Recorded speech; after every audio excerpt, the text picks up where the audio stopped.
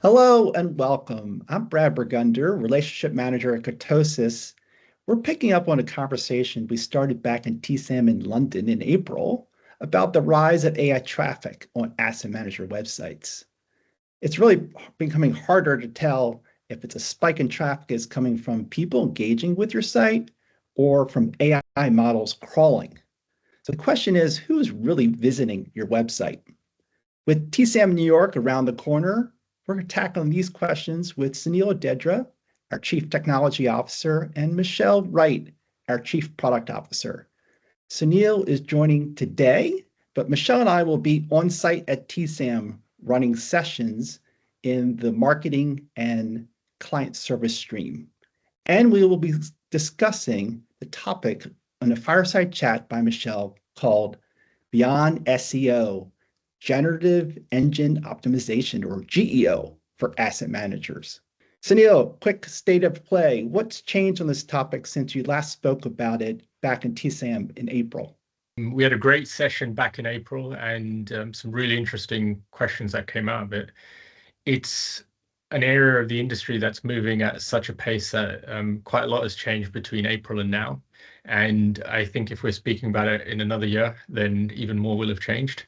So definitely a space to watch closely. But the significant changes since April have been, number one, we've started to see many of the big players and content providers starting to put standards in place. So first of all, around paywalls. So this is mostly for media companies and content creators where they can put a paywall in for AI crawlers and other forms of bots. So people are starting to experiment with standards around that. And then also mechanisms for licensing content and a simple machine readable way to say how your content may or may not be used by AI, independently of charging for it. Now, for each of those two areas, I think for them to gain prominence, there's going to need to be support from the bigger players in the industry, and we've not really seen that at the moment. And/or there's going to need to be a collective push from some of the media organizations. And then the third kind of big thing that we've seen has been stealth crawling. So this is something we did speak about back in April, where some of these AI crawlers were not behaving in a manner that's consistent with existing standards and fair usage, and quite kind of abusive in terms of how they're hoovering up all of the content. And it's not really changed in that regard. It's still happening. It's still a problem, I think, for hosting providers, but what's changed is that it's being spoken about a bit more. So there was a story that made the headlines around Perplexity and the way that they're hoovering up content. And I think you're going to start to see more and more discussions around abuse of content in that way. Should asset managers start charging AI crawlers for access? In my opinion, and in short, no, absolutely not. I don't think asset managers are in the space of charging for content. I think what's more important is that their content is discoverable, and that when someone asks a question of an AI chatbot, then an investment manager's products are surfaced up in the right way, similar to a traditional search engine. And charging might suit kind of premium research, those kind of things. But at the moment, I think the focus should be on making sure the content's discoverable and accurate. Great. What can teams do, though, Sunil, that this doesn't become like an IT project? Yeah, there shouldn't be huge changes from how we already optimize. Many of the kind of mechanisms to make sure the content is correctly indexed should be familiar to content owners. But what I would say is a couple of things to think about, and it requires research and it is changing all the time. But think about where your content resides. So if it's on the web page itself, if it's behind something like an attestation or some other pop-up or some kind of gated content. Also think about content that resides within other linked documents, such as PDFs. And if you want to kind of take it out of those and put it actually on the page, because these crawlers might not kind of take a deep dive and index all of the content in the files that you have on your website as well. And then also think about how you're phrasing some of your headings or the content on your website with respect to how people might prompt and ask a question of a chatbot as well. And then finally, look at crawl policies and some of these standards that are starting to gain prominence in the industry. They may not be fully adopted, but kind of putting them in place should be relatively lightweight, and it's something that you can begin to investigate. Hi, Michelle. With AI-driven traffic growing so quickly, where do you think the industry will be, let's say, in 2 years?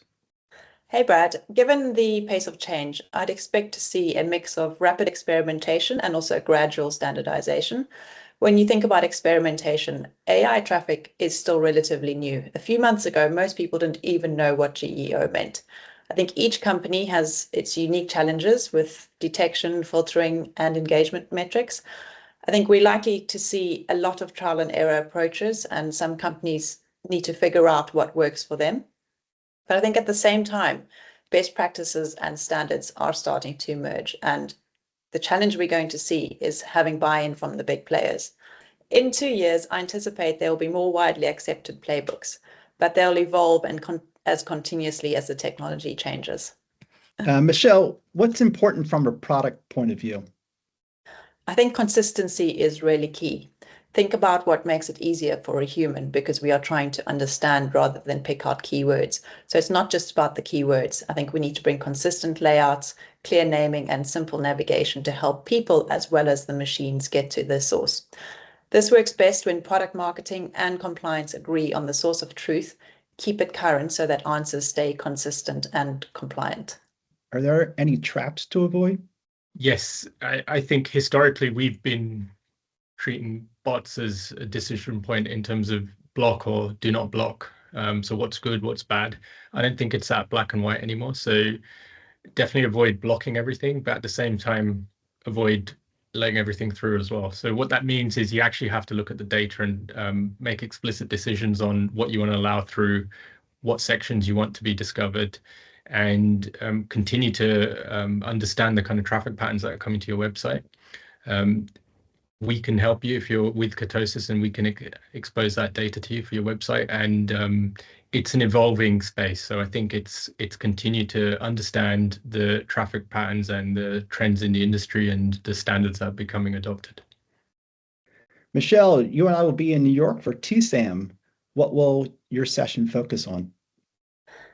Without giving away too much, Brad, and I want to keep some suspense for New York. Firstly, we'll be looking at why. I think always starting with why, looking at people and behavior and why this is becoming important. The way investors are searching is being redefined. Investors are asking AI assistants for direct answers. They don't want to scroll through lists of links or get up the keywords. GEO is how we structure the content so that it's useful, clear, and machine readable, making it more likely to be quoted and cited in those answers for our investors.